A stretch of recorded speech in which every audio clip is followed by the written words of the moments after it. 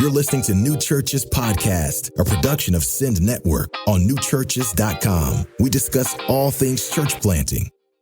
If you're looking to take your next step toward multiplication, you're in the right place. Newchurches.com provides relevant and reliable resources for church planters, church multipliers, and disciple makers. Our growing library features pastors, planters, and church leaders like Ed Stetzer, David Platt, Trillia Newbell, Christine Hoover, Dahadi Lewis, Trevin Wax, and many others.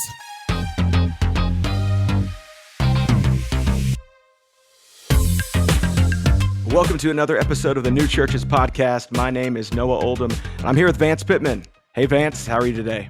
Noah, I'm great, man, and I'm really excited about this episode of the podcast because of what we're going to be talking about small groups. And we got an incredible guest to be able to do it because small groups were so much a part of the journey of what we did in Las Vegas that I'm really excited to get to hear from Spence today. And so I'll let you tell us who's on the podcast, Noah. Yeah, so one of these big systems or ministries that every new church is thinking about is small groups. They take on all kinds of shapes, all kinds of sizes. How do you use them? Where do you use them? Who's in them? Well, with us today, we have none other than Spence Shelton. Spence is the lead pastor of Mercy Church in Charlotte, North Carolina. He has published articles and small group studies. He is often training and consulting churches in discipleship methods and models. He co-authored a number of books and studies, The People of God with Trevor Joy, Jesus the King, small group study with Tim Keller, and The Meaning of Marriage, small group study with Tim and Kathy Keller. Spence and his wife, Courtney, they have 4 kids, and so their home looks like a small group. And so, Spence, welcome to the podcast. Man, that's good, man. Yeah, thank you guys so much. I'm honored and excited to have this conversation. We're pumped to have you on. And hey, just for all those that are listening, New Churches, you introduced him as the lead pastor of Mercy Church there in Charlotte, which he is. But for all of our listeners with New Churches, so many of our people that are listening are church planters. Spence, you also planted the church there that you're now pastoring. Give us a quick snapshot of that journey, you being sent out and planting the church. Oh, man, a snapshot. Anybody who's planted a church, no, that's a long story, man. But That's right. What I'll say is I was a pastor on staff at a church called the Summit Church for about 10 years. And those guys were great, including the lead pastor, J.D. Greer, still a good and dear friend of mine. Man, they saw in me the giftings of pastoring and preaching and teaching. And I went through the assessment about, potentially either planting a church or leading a church. And it came back, like many of the guys probably listening to your podcast, that I wasn't the right fit to go and revitalize because, I had some impatience in me that, it would have been better to just have a blank slate. Sure. And so took the vision the Lord had put on my heart, looked at a few different cities. Charlotte was the one that stood out both to our team there at the Summit and to myself and my wife. So in 2015, we moved down. We took 30 people from the Summit with us. We had 30 people in Charlotte, and that 60 formed our launch team. And we launched September 13, 2015. So we're coming up on 8 years. Man, the Lord has been so good and kind. Not that he wouldn't be anyways, but man, what a cool journey it's been for us here in Charlotte. All right, well, let me say 2 things about it before you ask him a question. Number one, I don't think it's fair that you got to be a small groups pastor and then got sent out to plant a church, because that's like cheating. Like you had all the nuts and bolts already in you when you went to plant. And I say that having planted myself and knowing so many guys that go out to plant, so many people that go out to plant, they start wrong, and they start with this gathering of people and then try to retrofit groups into it. And if you start by making disciples, let groups form, and then the church is born out of that, it's just such a different paradigm. So it's not fair that you got to start that way. And then secondly, you mentioned your sending church and Pastor J.D. Greer. J.D. is one of my best friends. I preached for him earlier this year, and you told me you had him preach for you earlier this year, and you invited him on Mother's Day. And so I just want to say publicly to all that are listening, now the new guest speaker for Mother's Day is J.D. Greer. He is the guy to bring in for Mother's Day. I don't know anybody who speaks with more authority on Mother's Day than J.D. Greer. So I love that, and I think it's awesome. Oh, man, that's too much. Man, just broaching that subject, like you said, Spence, you served as a groups pastor for 10 years, discipleship and groups there at the Summit. And then you planted a church. So tell us, what role should small groups play in the life of a new church? Oh my goodness, man. Well, yeah, to go to a little bit of our story is that we were a bunch of groups before we were ever a worship gathering on Sunday. And that was with an intent to launch the gathering pretty quick. We didn't have an intent to wait a couple of years. Context-wise, we felt like we could begin a worship gathering, and that would be a good missional move for us because you have a lot of people that would come through the doors to hear the gospel on a weekend. But we still wanted to start from a place of discipleship. So the first thing that we did in our launch team phase was identify who could be leaders, who could be disciple makers, leaders for us, who could help shape really is going to be the trajectory of our church. Because let's just say we did open up and had a lot of people show up. Well, we got to do something with them. Yeah. We got to disciple them. Otherwise, I'm not sure what are we doing. You know what I mean? I mean, the audience thing is a fun, energetic. I mean, there's nothing like launch day high. If you're a church planter, that first day, nothing like it. But man, we're called to make disciples. So I wanted to have some leaders in place and groups in place so that we could disciple those the Lord brought us. So that was up and running before we ever even opened up the church.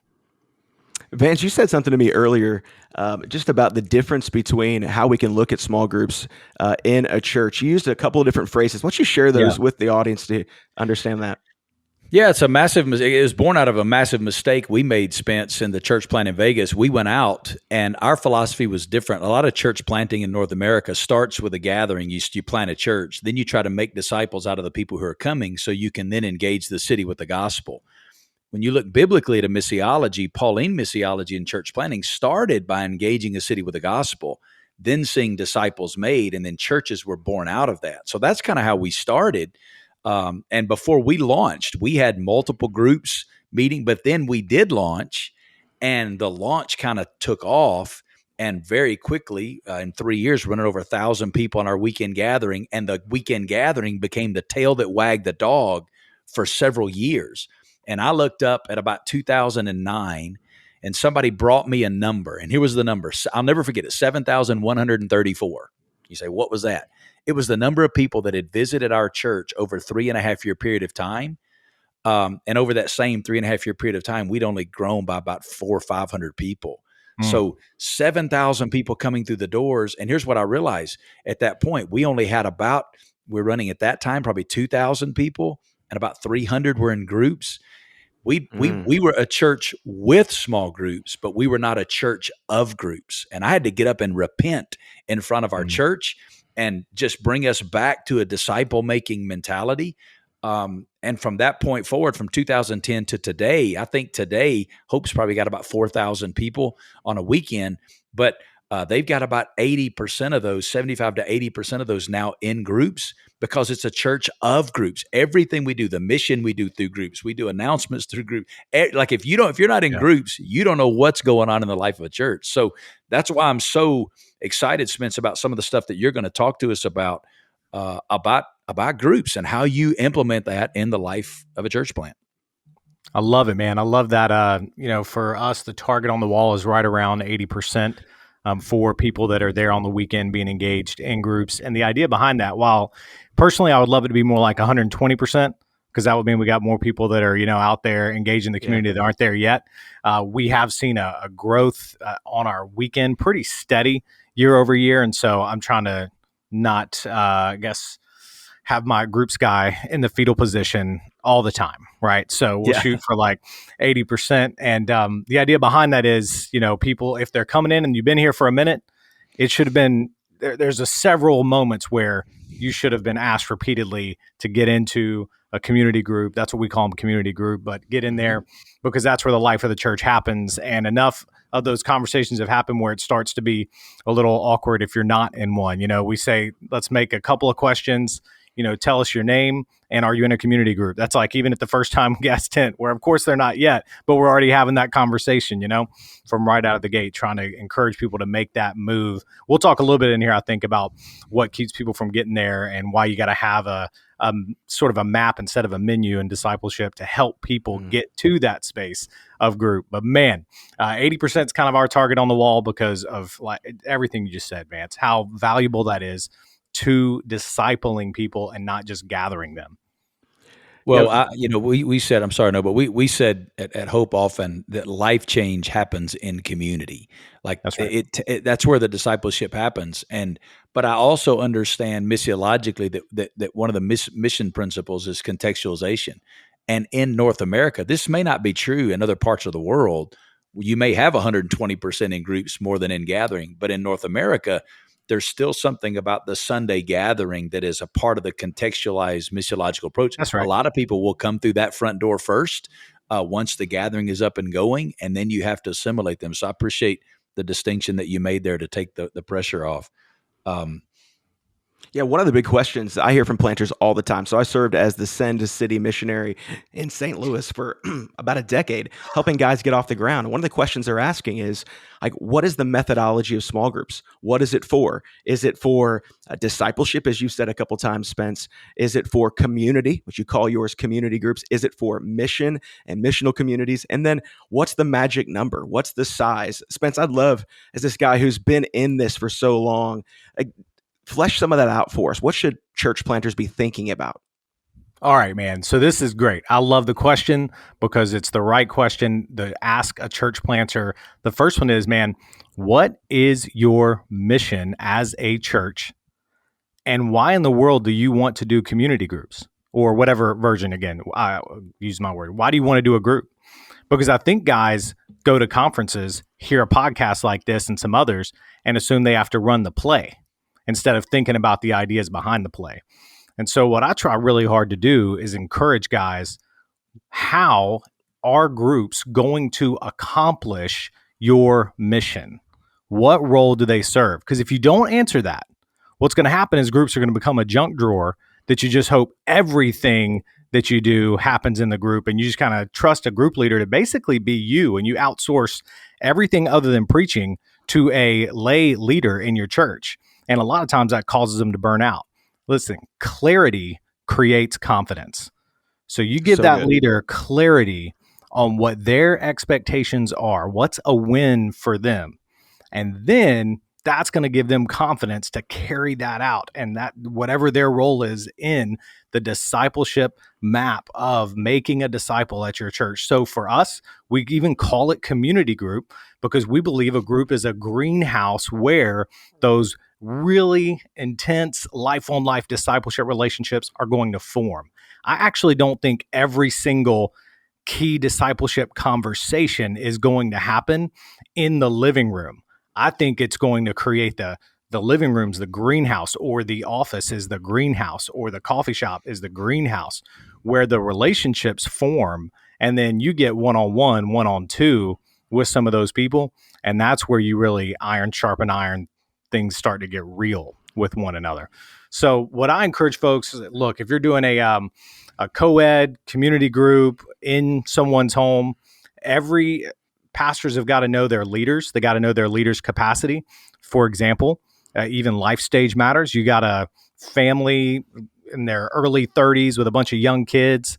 They probably need to keep that community group somewhat small because their capacity to shepherd is pretty small right now. And that's okay. They're shepherding their primary discipleship environment. That's their home.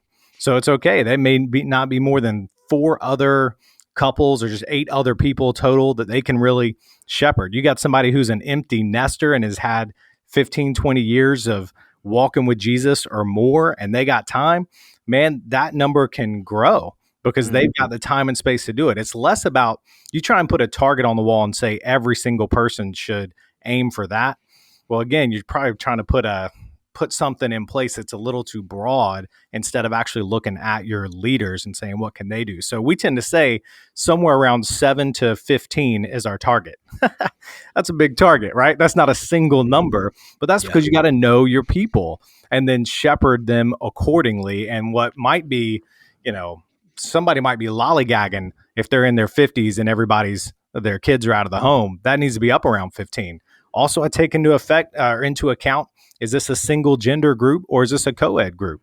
Because if you've got a guys group, man, 5 might be all you need, right? Because you as the leader got 5 guys you got to shepherd and care for and build a map of what's going to happen over the next year for them. But if you've got a lot of times a couple that's in your church and they're leading, it often happens that the husband will lead and the wife will lead, and you're able to have, and you lead as a couple as well, of course, and you're able to have more like 12 people in a group, and that can work really well.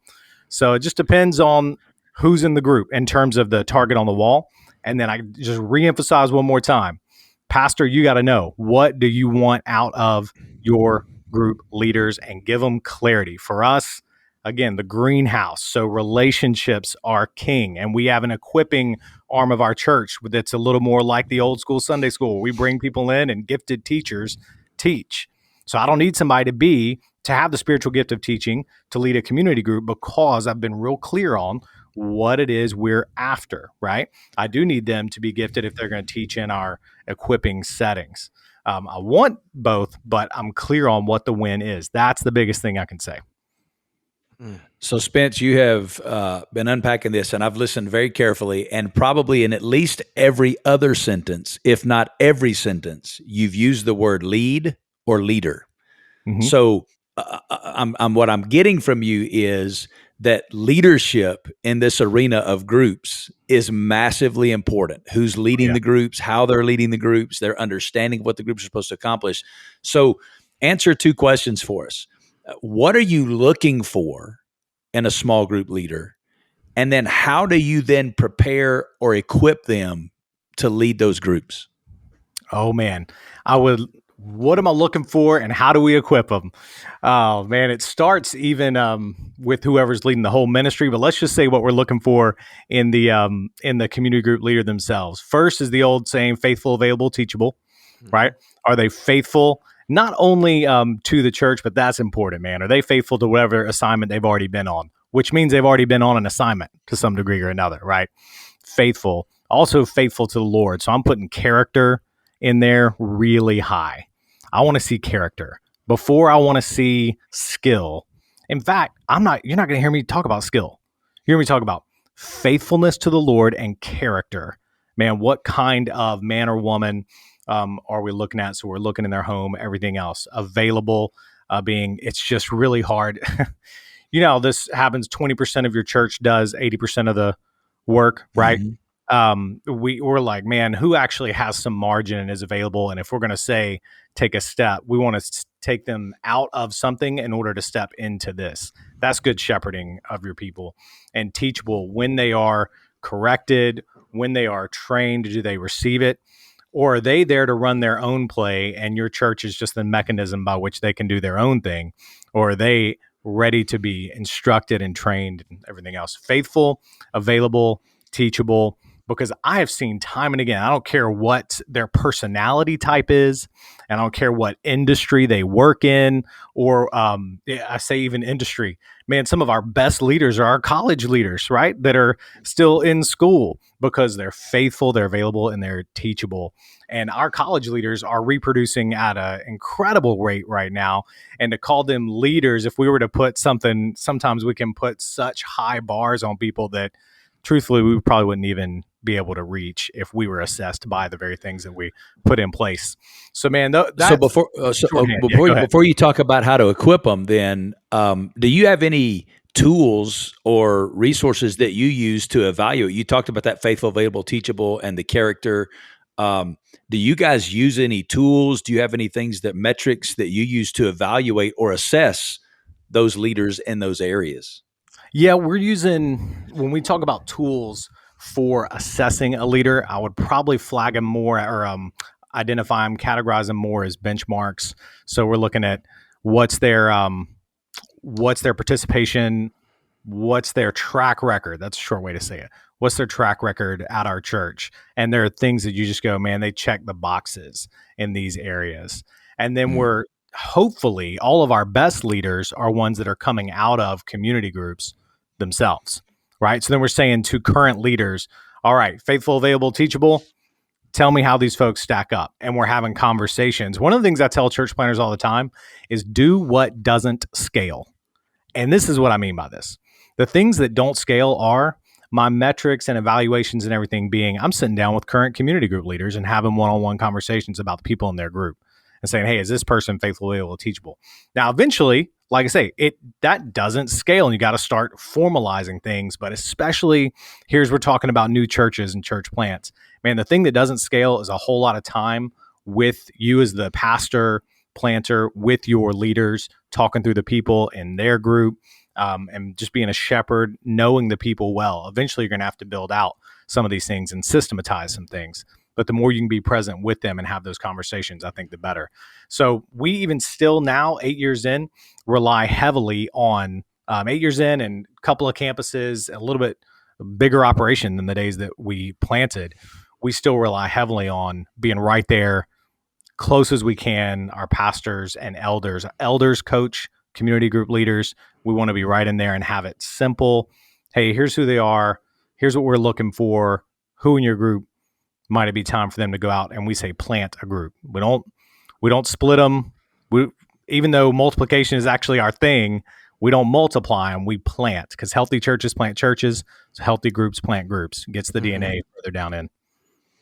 That's really good. Hey, one of the magic questions that so many group leaders are trying to think through is what you just already broached really small there. When do you multiply? When do you plant a group? What size of a group is too big? And what are the signs of health to say it's time? All right. So when do you plant a group, man? First of all, to those that are let's go big picture. You plant a group when you want to reach people and make disciples. That's when you plant a group. All right. So let's say you have 100% of your people in a community group. Y'all need to plant groups to go reach lost people. That's what I'm saying. So it's time to go plant a group in your neighborhood and go reach some lost people. Because if you stay at 100%, what are we doing? We want to keep reaching people with the gospel. So whenever you want to make disciples, whenever you want to reach lost people, that's when you plant a community group. All right. Now, with that, I think that's a big important thing to remember. We don't just do it because you hit a certain size in a group. All right. I think that's actually third or fourth. I think first is we want to reach lost people. We want to make disciples. Second is we've got somebody in our group ready to lead. They're ready to lead. So let's train them up. We identify, man, that person could be a leader. Faithful, available, teachable. I see their character. Man, I see them. We need to send it. That's when you plant a group, is when you have somebody that the Lord is raising up and you fan that flame and then you plant them out. Now, formally speaking, we do it twice a year in terms of however we can formalize, again, from the church side of things. We do it twice a year, which fits the church calendar when that momentum happens, January and September. That's when we formally say, hey, guys, we're going to plant some new groups. We got some group planters. That's how we celebrate them. Get all excited. Just like we celebrate church planters, we celebrate our group planters as well. Man, that's really good. That's helpful. Keeping the eye on the prize at the end of all of this is making disciples, seeing people come to faith in Jesus, keeping that mission in front of folks.